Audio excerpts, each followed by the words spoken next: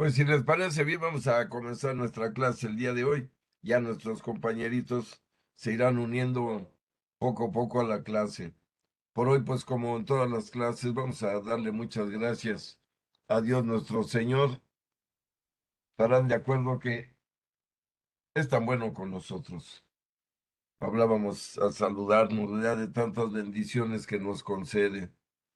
Y hoy en especial quisiera ofrecer esta clase y poner en manos de Dios a los dos primos de Mauricio que se han convertido en sacerdotes del Señor para guiar al pueblo de Dios aquí en la tierra. Que Dios los bendiga, los sostenga y los haga ser sacerdotes muy valiosos en las comunidades a donde Dios mismo los va a enviar. Que Dios los bendiga, los ponemos en su santa mano. Vamos a ofrecerle, a cambio de tanto que nos da nuestro testimonio, ser buenas personas, amar a Dios sobre todas las cosas y a nuestro vecino como a nosotros mismos. En nombre del Padre y del Hijo y del Espíritu Santo. Amén. Padre nuestro que estás en el cielo, santificado sea tu nombre. Venga a nosotros tu reino. Hágase tu voluntad en la tierra como en el cielo. Danos hoy nuestro pan de cada día. Perdona nuestras ofensas, como también nosotros perdonamos a los que nos ofenden. No nos dejes caer en tentación, y líbranos del mal. Amén. Dios te salve María, llena eres de gracia, el Señor es contigo. Bendita eres entre todas las mujeres, y bendito es el fruto de tu vientre, Jesús. Santa María, Madre de Dios y Madre nuestra, ruega por nosotros los pecadores, ahora y en la hora de nuestra muerte. Amén. En nombre del Padre, y del Hijo, y del Espíritu Santo. Amén. Muy bienvenida, Suriel, buenas noches. Buenas noches, señor Jaime. No sé qué hice aquí, que desapareció la imagen. No están viendo la imagen, ¿verdad? No, Ok. Ay,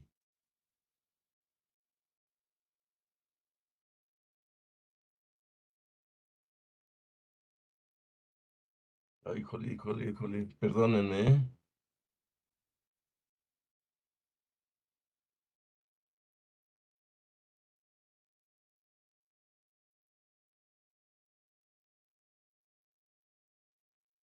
Es que algo le piqué chueco y perdí las imágenes.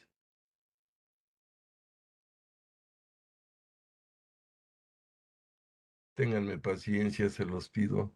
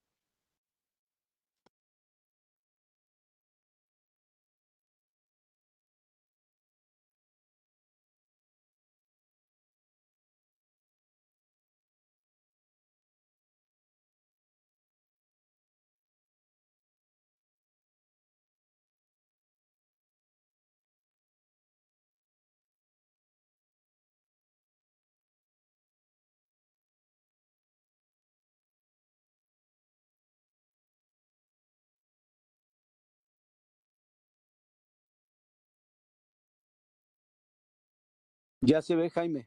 Ah, Ya se ok, ve. muchas gracias. ahora sí. Ok, nada más que quisiera.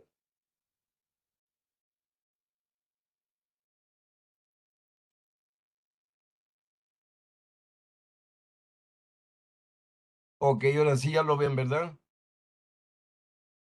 Sí, ya te ves tú y la imagen. Sí, Ok, les agradezco, muchas gracias. Pues vamos a comenzar nuestra clase que el chamuco quiere meter la pata, pero no nos gana. Así es de que, sobre todo porque hoy es un tema de verdad muy importante.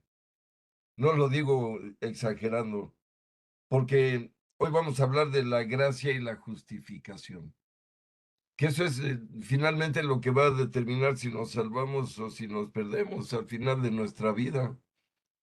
En realidad no es algo tan simple, ¿verdad? Como podría pensarse.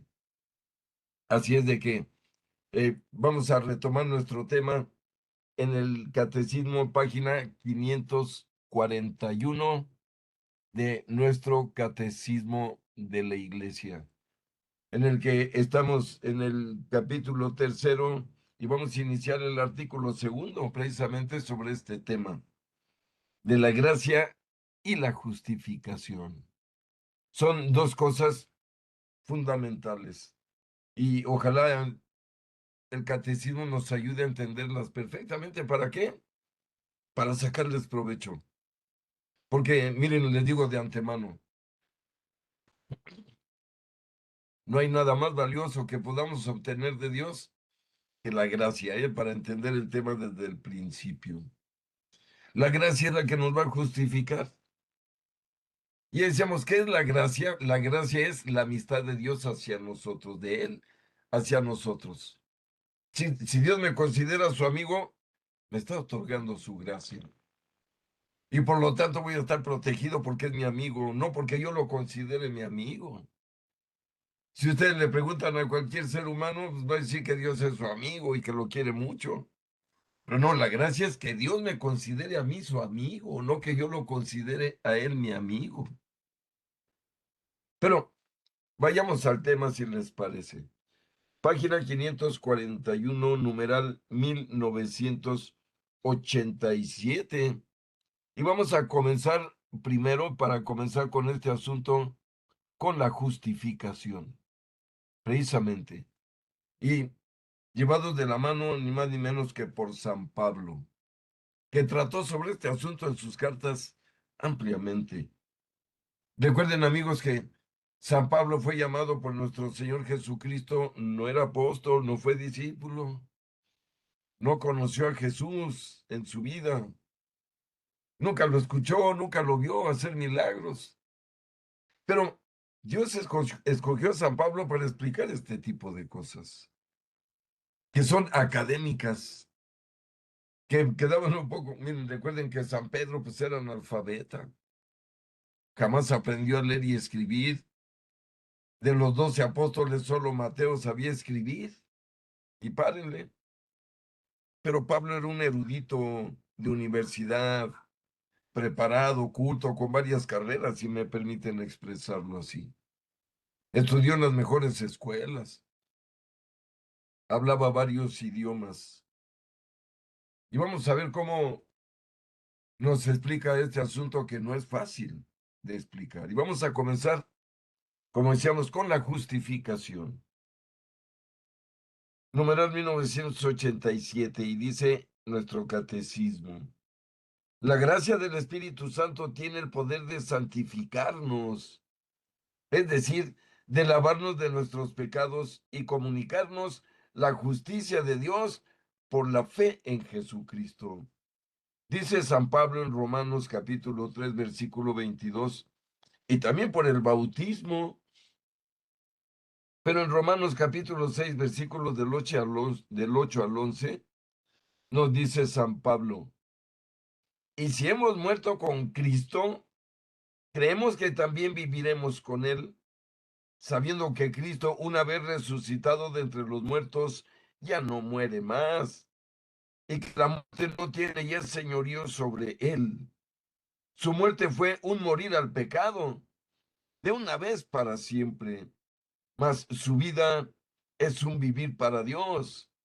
Así también ustedes considérense como muertos al pecado y vivos para Dios en Cristo Jesús. Y miren, ojalá entendamos esto. Dice, así también ustedes considérense como muertos al pecado. Es decir, ya no vivimos para el mundo. Ya no me interesa irme con unas morras a un antro con otros casados libertinos, para que me entiendan una cuestión real y práctica sobre este asunto. Si ya no me vencen las tentaciones de cualquier tipo. ¿Por qué? Porque, como dice San Pablo, he decidido morir al pecado yo. Si no, no puedo agradar a Dios. O sea, si no renuncio al pecado, si no muero al pecado, pues ¿cómo puedo seguir a Jesús? Es algo incongruente, estarán de acuerdo. Recuerden que Jesús cuando nos llama en su llamado universal, todo aquel que me quiera seguir, primero renuncia a sí mismo, es decir, primero quítese sus vicios, quítese sus defectos, sus malas actitudes, todo lo que los aleja de mí. Fíjense, y ya después de eso, tomen su cruz de cada día, es decir, tienen que estar dispuestos a sufrir injustamente por mí, porque les va a llover. Bien, esto es real.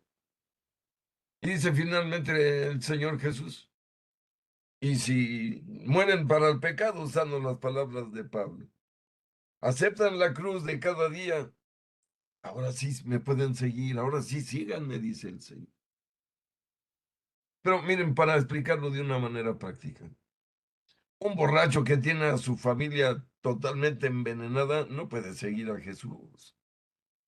Por más que rece rosarios, vaya a misa, mientras no se quite ese grave defecto, no puede seguir a Jesús así.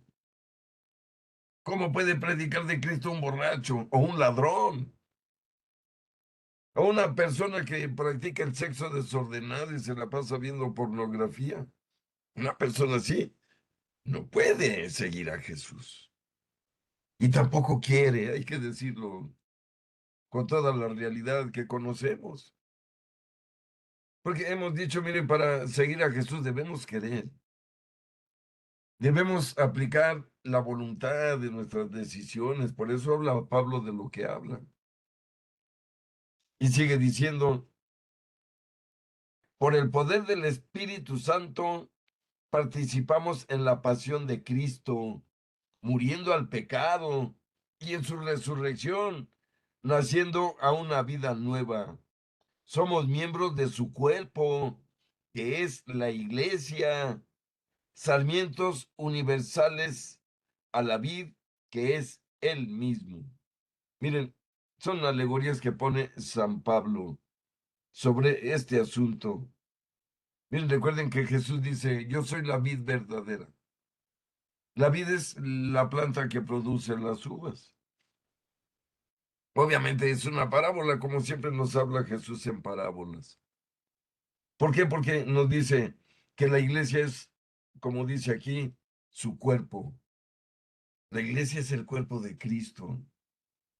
¿Y qué mejor para explicarlo, amigos, que la vid, una planta que tiene raíz, tronco, ramas gruesas, ramas delgaditas, ramas más delgaditas, muchas hojas? Y luego produce flores, las flores producen fruto, los frutos traen semillas que vuelven a producir muchos árboles otra vez, muchas plantas. Pero fíjense lo que dice el Señor. Yo soy la vid verdadera y ustedes son los sarmientos y las hojas. Miren, quiero decirles que en este ejemplo, en una planta, nadie en la planta, ninguna parte de la planta, ningún constituyente de la planta está de gorra, permítanme expresarlo así. Ninguna parte de la planta, ¿eh? ¿Quién es la raíz? Jesús, Dios, el Dios Trinitario es la raíz de la planta de la vid. ¿Quiénes son el tronco? Los apóstoles, para entender lo que habla Jesús. ¿Y quiénes son las ramas gruesas? Los grandes santos en los 2000 años, ¿verdad? San Agustín, San Jerónimo, Santo Tomás de Aquino, San Francisco de Asís, la Madre Teresa, conocemos a tantos. Y luego, ¿qué tiene la planta? Muchas hojas. ¿Qué es lo que por lo menos debemos pretender ser una hojita en la planta? Fíjense, ¿por qué? Porque la hojita está conectada a la planta, pero no está viajando en la planta gratis. La hojita cumple una función, amigos, recuerden. ¿Qué función cumple la hojita? De transformar la savia en clorofila, es decir, en la sangre, si me permiten, de la planta. ¿Cómo? A través del sol. Nos enseñaron en la escuela que el sol, al llegar a las hojitas de las plantas, produce un cambio fotoquímico, que es la fotosíntesis, que produce, como decíamos, savia simple en clorofila, que es lo que alimenta a la planta, le da vida.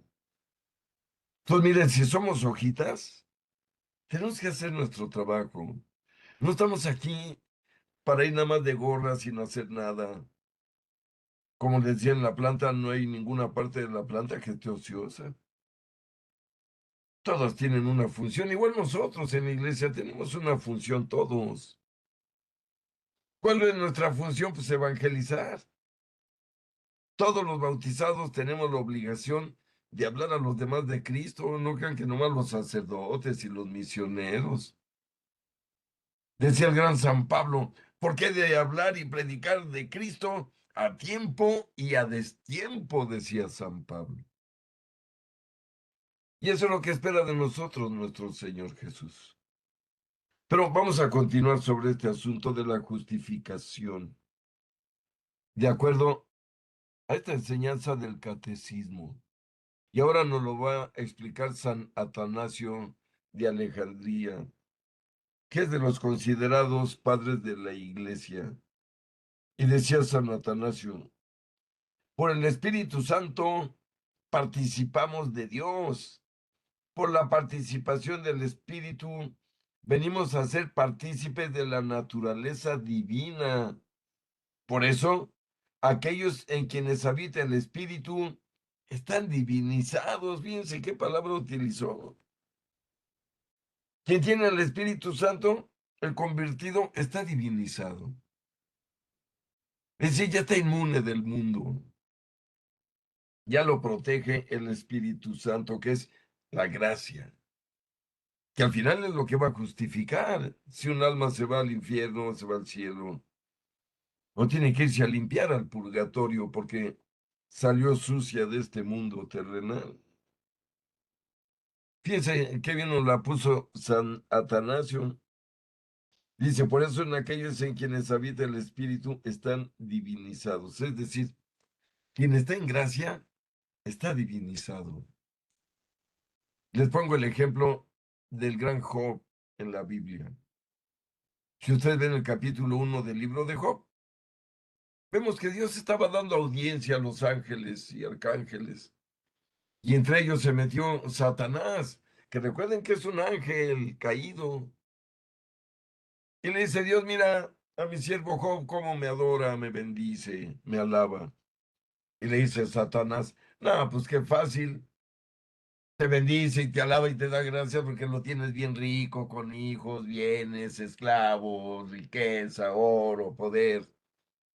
Déjame tocarlo, dijo Satanás a Dios. Fíjense, déjame tocarlo. Es decir, mientras Dios no quiso, no pudo. O sea, Satanás solo no pudo tocar a Job nunca. Pero como Dios estaba seguro de lo que había en Job, en su mente, le dijo, mira, te permito que lo toques, pero su vida no la puedes tomar, le dijo Dios, esa solo yo. Fíjense qué interesante. Miren, es muy reconfortante saber que el diablo no puede quitarnos la vida, ¿eh? Esa solo Dios. El diablo nos puede lastimar, nos puede golpear, con tal de que reneguemos de Dios, que nos rajemos, si me permiten la expresión. Son lo que busca el demonio en nuestras vidas, Satanás, el diablo, como quieran llamarle. Ponernos en contra de Dios, como lo hizo con Adán y Eva. No le hagan caso a Dios, mira, tú cotorreas, la disfruta el mundo. Por eso estos grandes santos nos advierten perfectamente de los riesgos del mundo. Pero sigo en el numeral 1989. La primera obra de la gracia del Espíritu Santo es la conversión. Miren, aquí debo pararme. La primera obra de la gracia del Espíritu Santo es la conversión. Y miren, por eso estos santos son padres de todos, por los siglos de los siglos. Porque miren, este es el primer fruto del Espíritu, la conversión. Recuerden que la palabra que anotó el escritor sagrado es metanoia. En español la tradujeron por conversión.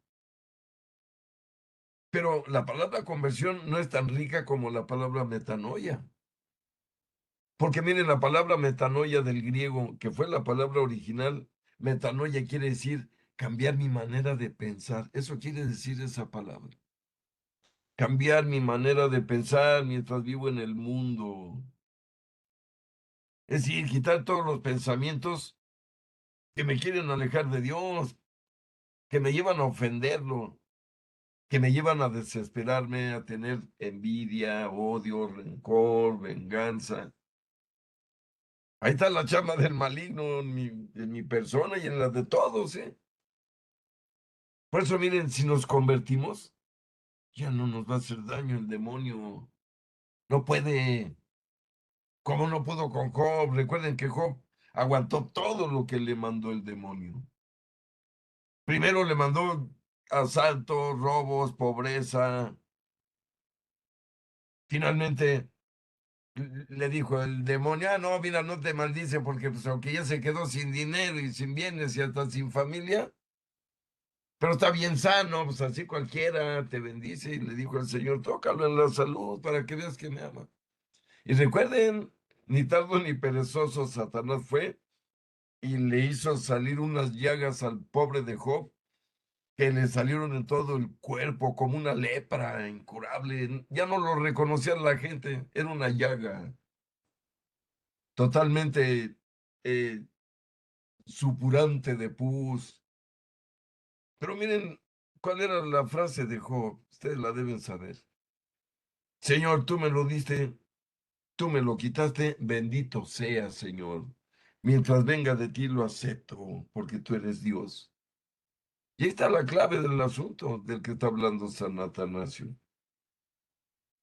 Por lo tanto, miren, esto es si no me convierto, no hay avance en mi justificación, porque no dejo entrar la gracia en mí. Insisto, si Dios me otorga su gracia, su amistad, pero yo soy un borracho, soy un adúltero, soy un tranza en el comercio, no, Dios sale corriendo de mi interior, ¿eh? Pero sale, pero corriendo. Dios no habita en el interior de un hombre que vive una doble vida. Nunca lo ha hecho Dios. Y jamás va a aceptar una doble vida en uno de sus hijos, en uno de los que dicen amarlo. Pero continuemos, amigos, en este numeral 1989. La primera obra, repito, de la gracia del Espíritu Santo es la conversión en la persona, que obra la justificación según el anuncio de Jesús al comienzo del Evangelio, cuando dijo Jesús, conviértanse, porque el reino de los cielos está cerca. Mateo capítulo 4, versículo 17. Y miren, nunca fue más apremiante esta frase que el día de hoy. Hoy, en este día que estamos en esta clase para nosotros. Miren, repito, conviértanse porque el reino de los cielos está cerca, ¿eh? Esto es cierto, siempre ha sido cierto. Y miren, todos los millones que ya murieron ya lo comprobaron, ¿eh? Les decían, el reino de los cielos está cerca, ¡pum! Ya no están aquí desde hace un año, 10 años, 100 años, 1000 años, 200.000 años. Y hasta 3 millones de años, que es lo que se considera que tiene el hombre aquí cuando Dios creó a Adán y Eva, para que lo ubiquen, ¿eh? Hace más o menos 2 a 3 millones de años.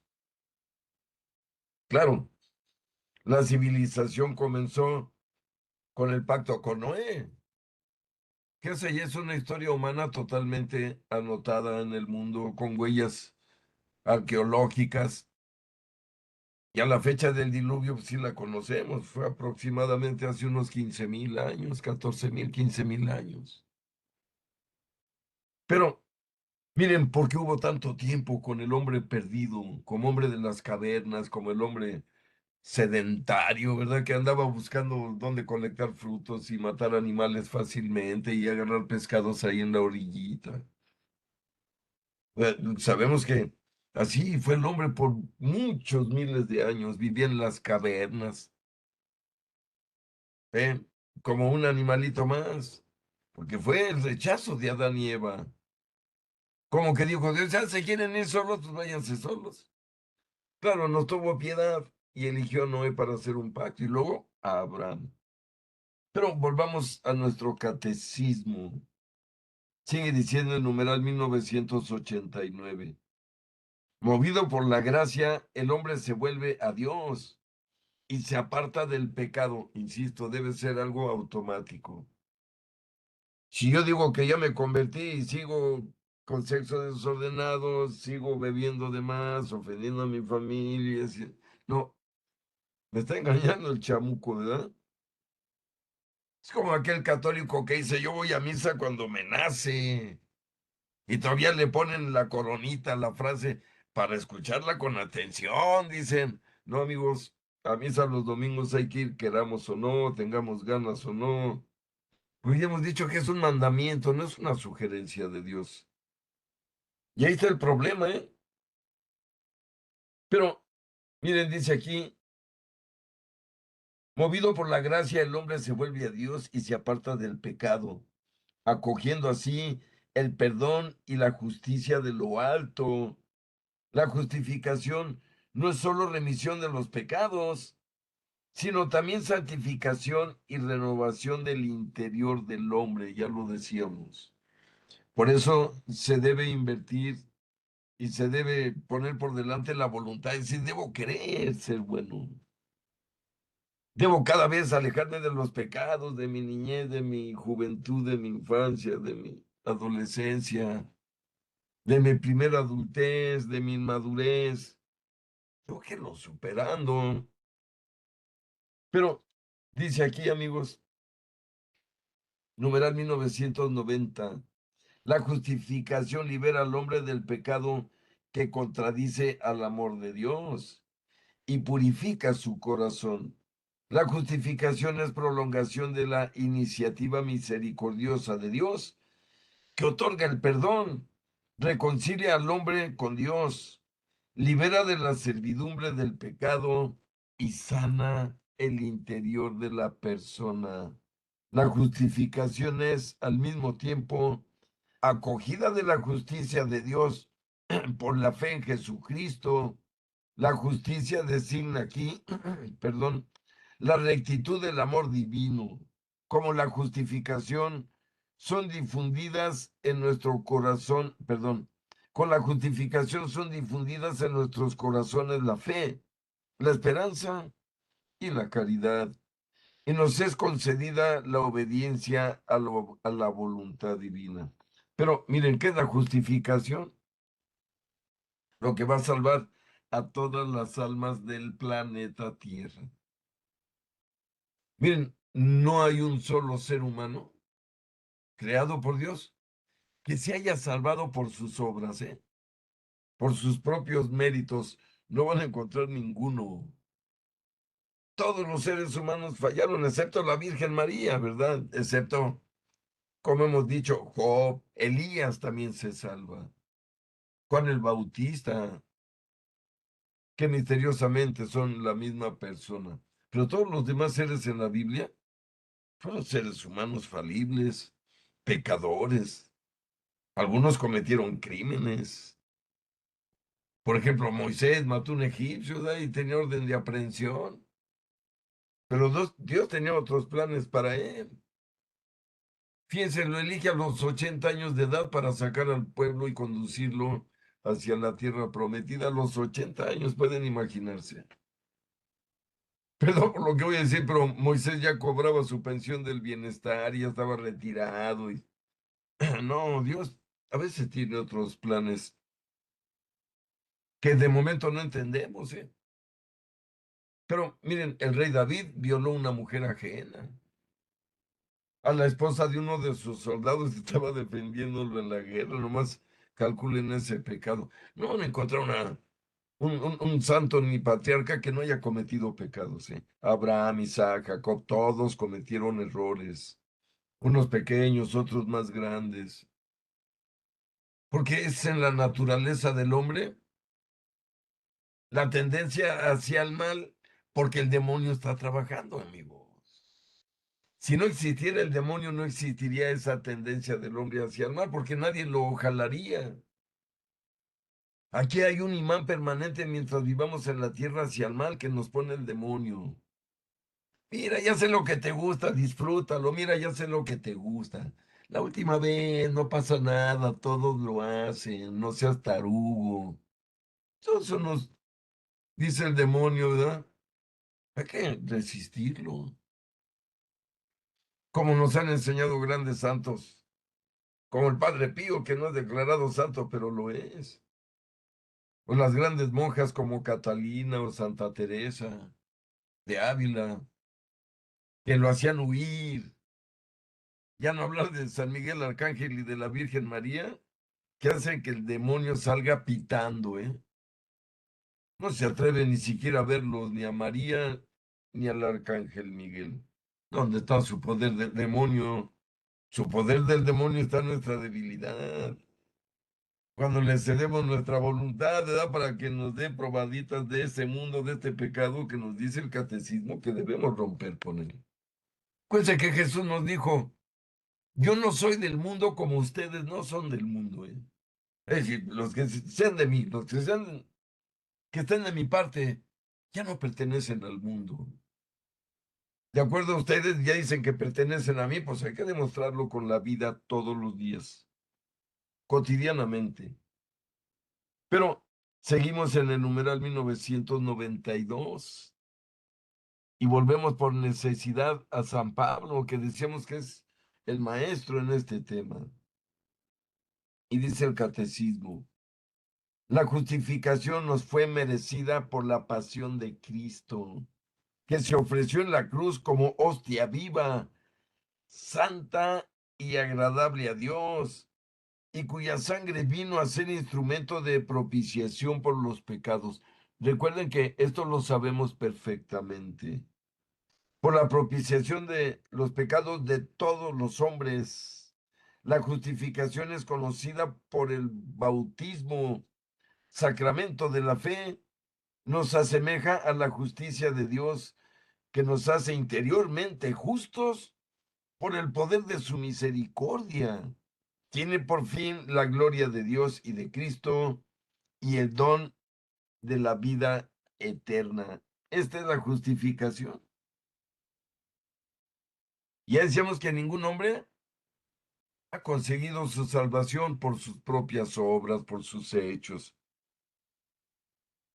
Miren, yo les pregunto, queridos amigos, ¿qué hombre le puede decir a Dios, Señor, sálvame, no te debo nada, ¿eh?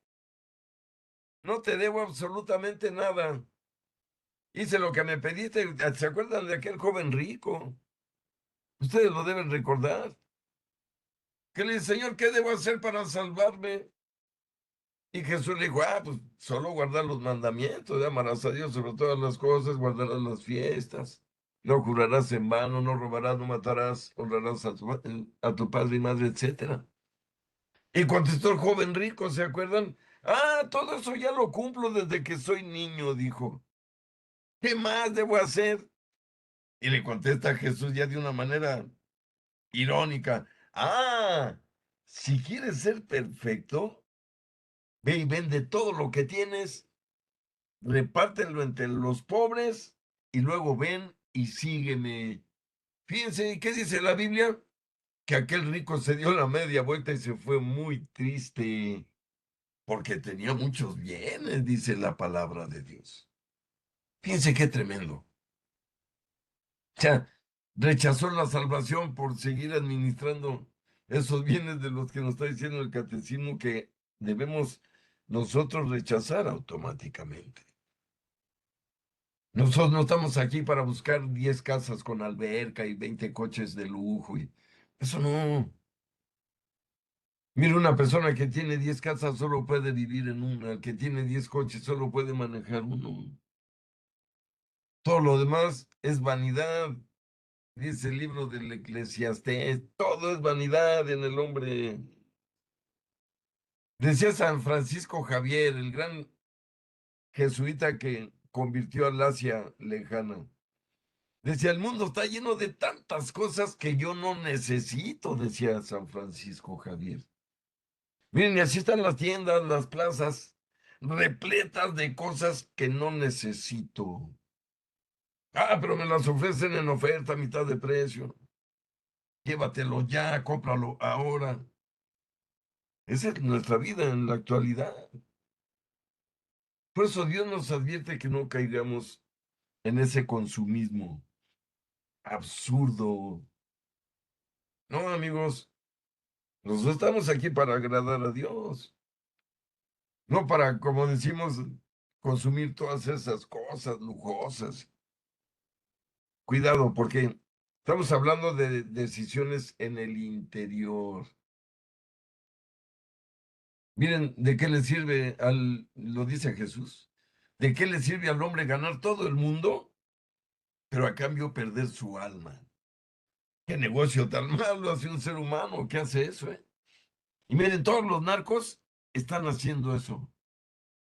Están ganando todo el mundo, ¿eh? Tienen millones y millones de dólares, aviones, coches, casas, poder, pero su alma está arruinada y nadie la va a salvar. Solo ellos la pueden salvar si se arrepienten, le piden perdón a Dios, se convierten y entonces cambian su manera de pensar. Pero eso desgraciadamente es muy difícil. Aunque el hombre, mientras esté respirando, tiene la oportunidad de pedirle perdón a Dios, de ser perdonado y salvarse mientras esté vivo y respirando. Por eso encontrar un confesor y un sacerdote en el momento de la muerte es el regalo más grande que Dios nos puede dar, amigos. Pero vamos a continuar con estas enseñanzas del gran San Pablo sobre este asunto, amigos, de la justificación, que ya decíamos que no es un tema menor, es un tema fundamental para nuestra salvación. Dice San Pablo en Romanos capítulo 3, versículos 21 al 26. Pero ahora, independientemente de la ley, la justicia de Dios se ha manifestado atestiguada por la ley y los profetas. Justicia de Dios por la fe en Jesucristo para todos los que creen, que no hay diferencia alguna. Todos pecaron y están privados de la gloria de Dios y son justificados por el don de su gracia en virtud de la redención realizada en Cristo Jesús, a quien Dios exhibió como instrumento de propiciación por su propia sangre, mediante la fe, para mostrar su justicia, pasando por alto los pecados cometidos anteriormente, en el tiempo de la paciencia de Dios, en orden a mostrar su justicia en el tiempo presente, por ser el justo y justificador del que cree en Jesús. Y miren, lo que dice San Pablo es totalmente cierto. Para empezar, Jesús se sacrificó por nosotros. Ya hemos dicho y lo repito ahora porque tiene mucha validez. A Jesús no lo mató nadie. Que decíamos que ha sido y fue una discusión muy grande entre los judíos y los católicos y cristianos, ¿verdad? Porque los católicos acusaban a los judíos de haber matado a Jesús a través de los romanos. Y los judíos decían, oye, ¿y para ti quién es Jesús? Les decíamos, Jesús es Dios. Les decían los judíos, ¿nos está diciendo que los judíos pudieron matar a Dios? La verdad, y los judíos tenían en cierta manera razón. No, la verdad de lo que acabo de leer. Jesús dio su vida porque quiso. Miren, lo pueden encontrar en el Evangelio de San Juan, capítulo 10, versículos 17 y 18, donde dice nuestro Señor Jesucristo, nadie me quita la vida, yo la doy porque quiero, porque tengo poder para darla y poder para recobrarla de nuevo. Y miren, no solo lo prometió, lo realizó. Decía el gran Gibran, el gran Jalil Gibran Jalil, el gran poeta árabe, que se les presentó Jesús a los que lo amenazaron siempre de muerte, entre ellos Caifás y todos los fariseos incrédulos que estaban hartos de él porque los incomodó, les quitó sus comodidades, les quitó su poder. Sí, y estaban hartos. Y según ellos lo iban a desaparecer. Pues no, pues él se dejó que le hicieran todo eso. Y dice Gibran Jalil que se les apareció resucitado a estos pobres y les dijo, me amenazaban con matarme, según ustedes me mataron, pero aquí estoy frente a ustedes. Ahora, ¿con qué me van a amenazar? Fíjense qué reflexión tan inmensa para el ser humano. Ahora, ¿con qué iban a amenazar a Jesús? Esos fariseos, esos diablos. ¿Te vamos a matar otra vez? No, hombre, pues esto no es juego, ni son caricaturas. Jesús, hay que recordarlo y reconocérselo. Se dejó azotar, escupir, orinar, ofender, abofetear, crucificar, ponerse una corona de espinas, quedar ensangrentado. Ahí tienen la imagen, así salió del mundo. El que vino a salvar el mundo, qué ironía. Pero miren, si ven en la imagen, hay un anuncio en latín. ¿Qué quiere decir? Fíjense lo que dice ahí en latín. Dice, y aunque vemos tanta violencia, en realidad esta imagen significa nuestra paz. Eso dice ahí. A pesar de tanta violencia, esta cruz es nuestra paz. Y díganme si no es cierto. ¿Qué representa la cruz para nosotros? Poder de Dios, la paz de Dios. ¿Qué lleva un exorcista al frente, en primer lugar? Esta cruz. Porque dice San Pablo, la cruz es verdaderamente poderosa, tiene el poder de Dios. Entonces, miren, Jesús se dejó matar de nosotros los hombrecitos, ¿verdad? Traidores, ingratos, hablo de toda la civilización humana, ¿eh? No estoy hablando de ustedes que están ahí, yo. La civilización humana ha sido muy ingrata con su Dios, con su creador. Y la iglesia a veces también. No más vean lo que está ocurriendo en México, amigos. Un país supuestamente católico y vean, estamos llenos de sangre. Decía el cardenal Retes, México salpica sangre. Los criminales son los dueños de las vidas de las personas. Miren, el diablo no va a abandonar su lucha. Recuerden que el demonio no toma vacaciones, no descansa, no duerme, no pierde oportunidad. Lo dice nuestro querido San Pedro en su segunda carta. Cuídense del diablo, que es como un león rugiente buscando a quien devorar. Dice, pero ustedes, se dirige a los jóvenes San Pedro, pero ustedes manténganse sobrios. Fíjense el consejo de hace 2000 años. Ustedes manténganse sobrios y rechacen al demonio, que si ustedes lo rechazan, él huirá de ustedes, nos dice San Pedro. Pero esa es la verdad. Volvemos a lo que decíamos hace rato, tenemos que estar atentos, listos y nuestra voluntad bien atinada para obedecer a Dios antes que caer en cualquier tentación que nos haga ofenderlo. Vean a Joselito, el gran santo de 15 años de los cristeros, que antes de ofender a Dios prefirió que le dieran un balazo ahí en la tumba que ya habían cavado para él. Y no soltó nunca la Eucaristía de su manita. De eso estamos hablando, por supuesto que no es fácil.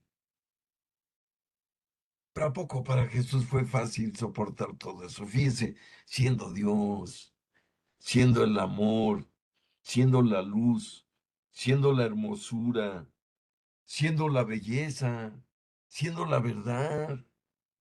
Y miren cómo lo tratamos los seres humanos, porque hay que incluirnos, ¿eh? Cada vez que hemos pecado, le hemos dado ahí un latigacito, le hemos dado un pellizcón a su cuerpo. Tener cuidado con esta parte interior. Ya lo decíamos cuando iniciábamos a leer el catecismo este día. El primer acto de la gracia es la conversión. Si un ser humano no se ha convertido y sigue pecando hoy día y mañana sí, y hoy no, y mañana no. Ese es un tibio, acuérdense. Y Jesús, a los tibios amigos, ustedes ya saben bien, lo que dijo. Yo a los tibios los vomito, prefiero a un frío o a un caliente. Por lo tanto, un creyente que obedece a Dios, pero luego no lo obedece, no lo obedece, es un tibio, un tibiazo. Y yo no quisiera recibir vomitada, y menos de mi Señor. Qué vomitada tan horripilante, ¿eh? Si la vomitada de un ser humano es tremendamente asquerosa y repugnante, imagínense la de Dios, que no está jugando, insisto. Pero continuemos nuestro catecismo, numeral 1993. La justificación establece la colaboración entre la gracia de Dios y la libertad del hombre, que es lo que hemos estado diciendo toda la clase. Por parte del hombre se expresa en el asentimiento de la fe a la palabra de Dios que lo invita a la conversión y en la cooperación de la caridad al impulso del Espíritu Santo que lo previene y lo custodia. Miren, ya lo decíamos que viene explicado aquí en el catecismo. Por parte del hombre se expresa en el asentimiento de la fe a la palabra de Dios que lo invita a la conversión. Es decir, acepto que Dios me está diciendo que yo no debo hacer muchas cosas del mundo, que todos hacen, pero yo no debo hacerlas. Miren, es algo muy parecido o idéntico con el celibato en el matrimonio. Por si no saben, la iglesia no prohíbe el matrimonio en la iglesia de los sacerdotes. La iglesia no lo prohíbe. Lo que hace la iglesia es decirles a los seminaristas desde el primer año, oye, no te puedes casar si quieres ser sacerdote, es tu decisión, no de la iglesia. Recuerden que Jesús les dijo a los que querían ser sacerdotes, hablando de los eunucos, recuerden que un eunuco era un hombre varón castrado que lo vendían como esclavo para atender mujeres de ricos, de poderosos. Y Jesús dice en Mateo 19, ¿por qué hay eunucos nacidos así del seno materno? Fíjense.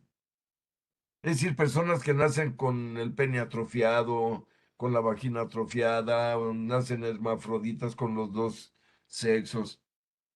Nacen así, dice el Señor, del seno materno. Esa es una decisión de Dios para mostrar su gloria y sus maravillas. Dice, y hay otros eunucos hechos por los hombres, que son de los que les hablo, ¿verdad? Que los vendían como esclavos. Pero luego dice Jesús, pero aquí les voy a decir algo que no todos entienden. Fíjense cómo lo digo.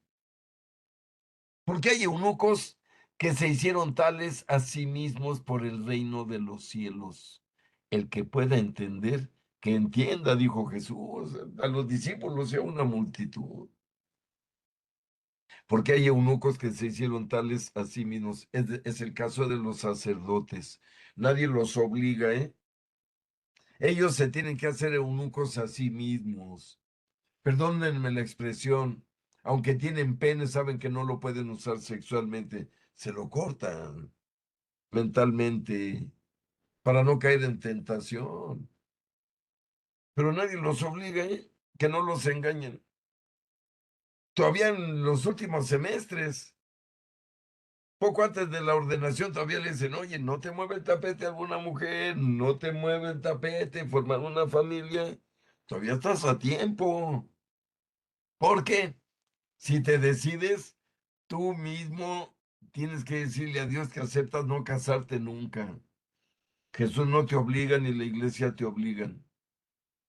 Esa es la decisión de cada sacerdote, pregúntenles. A ver quién obligó a un sacerdote a ser sacerdote. No, es una decisión. Nosotros, amigos, somos padres de familia y tenemos otra misión, pero con los mismos valores, igual que el sacerdote.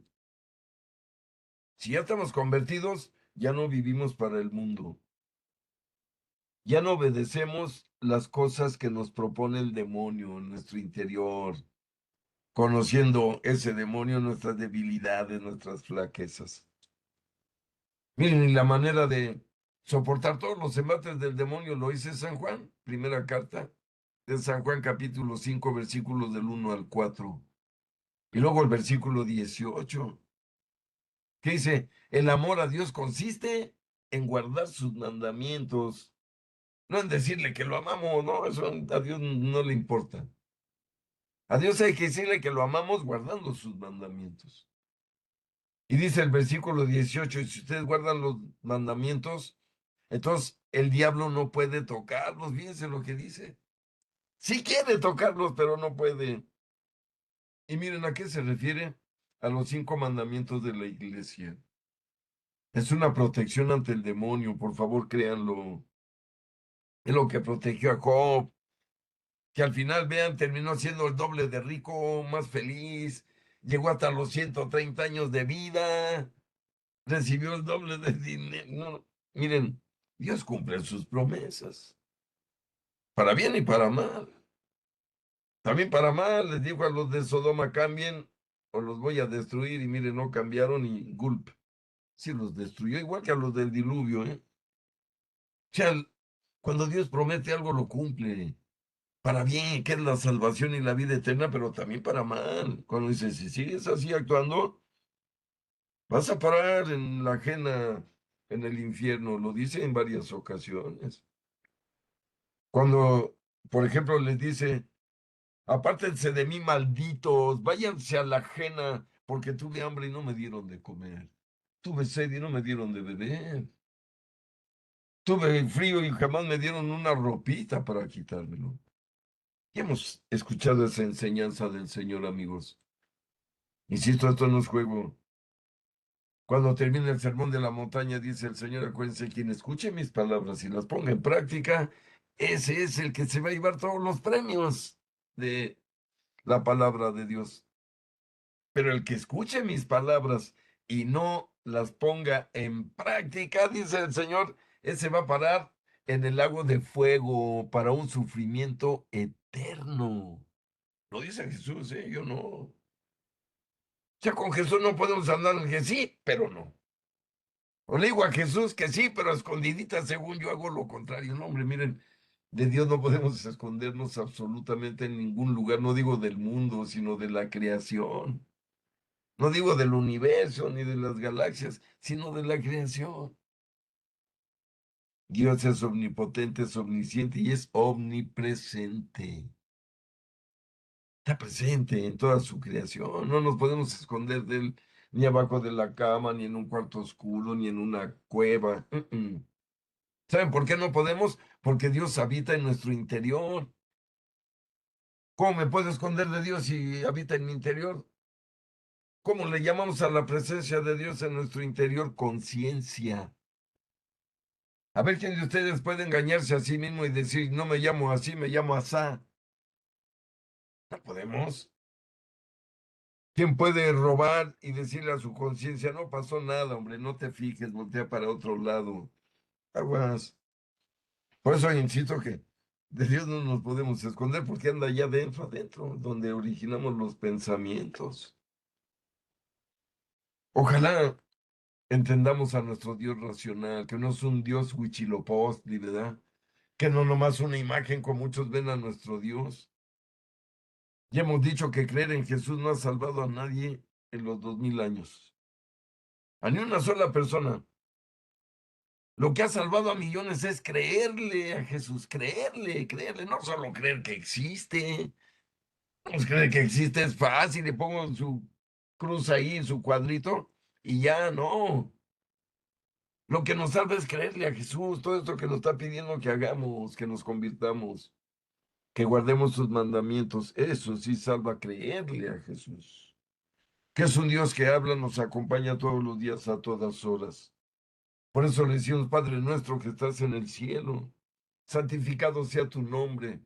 Venga a nosotros tu reino. Miren, se lo decimos. Hágase tu voluntad en la tierra como se hace en el cielo. Allá sí, allá ya nadie lo desobedece. Pero miren de quién depende aquí en la tierra, de cada quien. Dios nos creó libres y así vamos a permanecer. Dios no va a cambiar esa parte. Dios no va a cambiar y algún día va a venir a tomar mis decisiones en mi interior. No, eso no va a ocurrir nunca. Yo tengo que decidirme por Dios. Y entonces hacer lo que me pide para decirle que lo amo con hechos. No con palabritas, recuerden, que dijo, no todo el que me diga Señor, Señor, entrará en el reino de los cielos, sino solo aquel que cumpla la voluntad de mi Padre. Otra vez lo mismo, solo aquel que cumpla la voluntad de mi Padre. ¿Y cuál es la voluntad del Padre? Que lo amemos a Él sobre todas las cosas y que amemos a todos los demás seres humanos sin distinción. A los que me caen bien, a los que me caen mal, a mis enemigos, a todos me obliga Dios a amar. Por lo tanto, amigos, por eso decimos que la salvación ni es fácil, ni es gratis, ni es universal. Es solo para el que quiere invertir lo que hay que invertir para salvarse. Pero sigo en el numeral 1993 y voy a leer una parte que es del Concilio de Trento, amigos, que definió esto, miren. Cuando Dios toca el corazón del hombre mediante la iluminación del Espíritu Santo, el hombre no está sin hacer nada en absoluto al recibir aquella inspiración, puesto que puede también rechazarla y, sin embargo, sin la gracia de Dios, tampoco puede dirigirse por su voluntad libre hacia la justicia delante de Él. Esto es lógico. ¿Estarán de acuerdo, amigos? Yo decido no obedecer a Dios, rechazar la gracia del Espíritu Santo en mí. Pues entonces me estoy alejando y rechazando la salvación. Porque el Espíritu Santo, recuerden que es la mente de Dios que quiere entrar en nuestra pequeña mente creada por Él mismo. Dios nos dice, ya vivo en tu conciencia, pero déjame entrar como mente para dirigir tu pequeña mente, para que puedas expulsar al demonio de allá adentro. Miren, cuando dejamos entrar al Espíritu Santo en nuestro interior, es decir, la mente de Dios en nuestro interior, pues nos inunda y hace que salga por la presión todo mal pensamiento, toda mala actitud. Esto es real. Miren, hay quien dice, pues estoy esperando un retiro para empezar mi conversión. No, hombre, la conversión debe ser ya. Dice Jesús, mira que estoy a tu puerta y llamo. Ahorita, ahorita. Aquel que me deje entrar, entraré y cenaré con él y él cenará conmigo. Fíjense cómo lo expresó Jesús. Cenaré con él, sí lo acompañaré en su interior. Y él cenará conmigo en la misa cuando va y come mi cuerpo y mi sangre. Fíjense, ahí está. Cenaré con él, lo acompañaré en su interior y él cenará conmigo, es decir, comerá mi carne y mi sangre, que le dará vida eterna. Pero hay que dejarlo entrar. Dice Jesús, mira que estoy tocando a tu puerta, el que me deje entrar. Fíjense, Jesús no va a forzar chapas, amigos, hay que entenderlo perfectamente. Jesús no va a abrir a patadas nuestra puerta, ¿eh? Ni la va a forzar como los policías que vienen con una orden de aprehensión. No, si quiero que el Espíritu Santo es Jesús y el Padre, el Dios Trinitario, entren en mi interior, debo abrirles la puerta. ¿Cuándo? Ya. ¿Y cómo van a encontrar mi interior? Pues seguramente sucio. Pero a eso viene Jesús a nuestro interior, a limpiarlo, a dejarlo listo y quedarse a habitar en nuestro interior. Le decía de broma a una monjita, dejen entrar a Jesús, a su interior, a su alma, a su mente, a su espíritu, que es lo mismo.